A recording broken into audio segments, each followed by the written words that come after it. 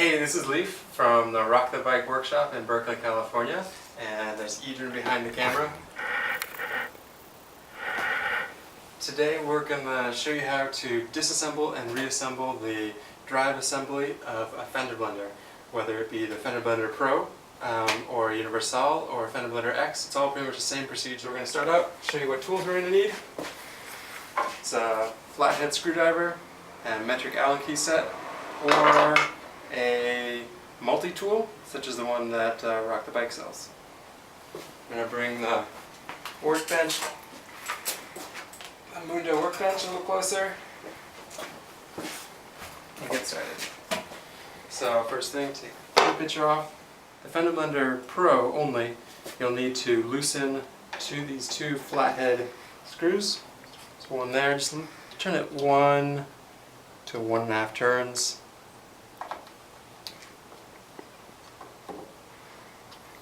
And that makes it so the whole top platter is now loose, and I can rotate the top platter clockwise, which moves the roller away from the tire. So now the roller is no longer engaged with the tire. Next step, take out the friction gasket, splash plate, and loosen the 4 metric bolts that hold down the base flange. For the sake of time, I'm going to use a power tool, but it just takes a little bit longer. You can use your hand tools.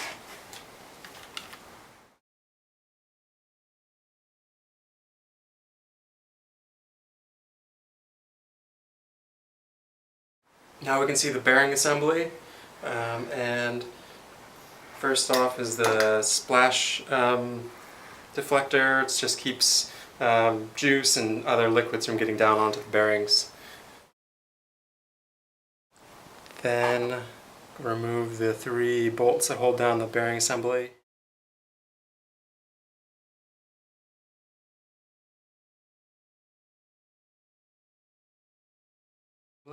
Remove that from the top platter. If there's now I can clean the whole thing. You could take these parts, put them in the dishwasher, now that you've removed the bearing assembly, or just wipe them off with a soapy rag. If I need to clean this out or service some parts here, to take this apart, use a flathead screwdriver, and I'm going to push off that little retainer ring.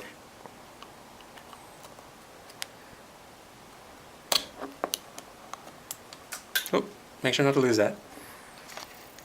And now the bearing, cartridge bearings, the roller axle, and the flange all just come apart. If you need to remove the square drive from the axle, just use a vise or some adjustable wrench, hold onto the square drive, and then maybe with some pliers or vice grips, grab the roller. It's lefty-loosey, and you can put in a new square drive or replace the roller, and righty-tighty, and it'll actually self-tighten when you're blending, so you don't have to worry about putting it on super tight. Hey, it's Adrian. I'm going to run you guys through the reassembly process for the Fender blender. We've got the roller here. We're just going to take the cartridge bearing, slide it down this way, make sure it's orientated so that it engages properly with the aluminum flange shell here.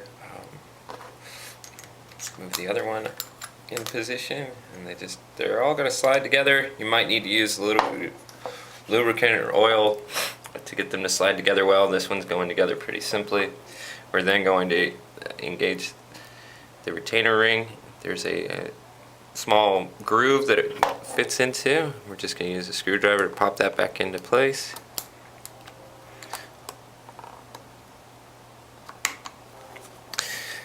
We're going to make sure that these welds are facing upwards, and then we're just going to slide this back into the hole where it goes. We'll just tighten down these 3 bolts there.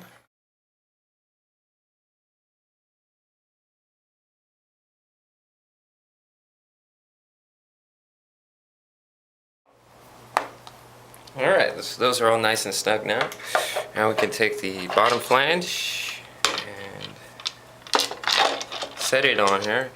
And all we're going to do is just get these screws started. We don't want to tighten them down too much. And this is how we're going to get everything aligned properly.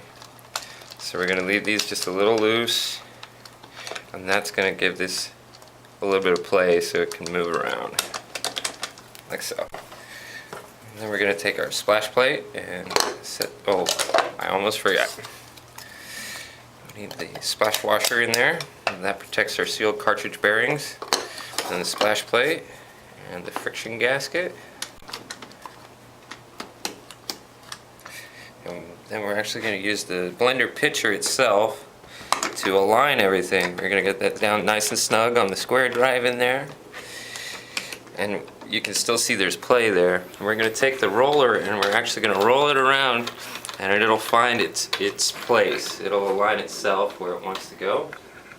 Once you've got that nice and freely moving, it's not sticking anywhere along the rotation at all, then we know we're good to go ahead and tighten down these other 4 screws on the outside. For time's sake, I'm just going to go ahead and use a power tool for it. Now that we've got those tightened down, we're going to check our alignment one more time. We're going to make sure it rolls nice and freely, both directions even. So that's all set. Sorry.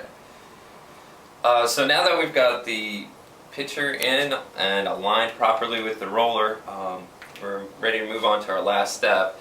And this is going to be specific to the Fender Blender Pro that we're messing with here, but the final step before blending is very similar between this and the FBU and the FBX. All we're going to do now is tighten. We're going to reduce the space between the roller drive and the tire here to a point where we can get plenty of friction in between the two and make it so that you can blend. So all we're going to do is we're going to turn the whole top platter here in a counterclockwise rotation until it moves up onto the tire. And you want to get it really nice and tight. You just want to make sure that the roller isn't actually rubbing on the wheel at all, the actual rim. So once we've got it nice and tight in between, we're going to go ahead and tighten down these 2 screws on the outside.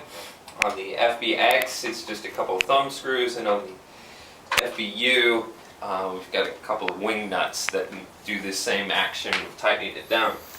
Now we're going to try and make sure that there's enough friction in between the two, because if you get a big chunk of ice or something, you don't want it to end up slipping. So I'm going to try and hold on to the roller, and I can actually turn the wheel and hold the roller at the same time, and it's slipping, so I know that it isn't quite tight enough. So I'm going to go ahead and loosen these just a little bit and turn it just a little bit closer and then retighten it. And we should be ready to go now. And I really have to hold on to that to get it to slip now, so we know that it's going to be great for crushing ice and blending drinks now. Thanks for watching. We hope you found that informative. If you have any more questions, feel free to email us, customerservice@rockthebike.com. Have fun blending and ride safe.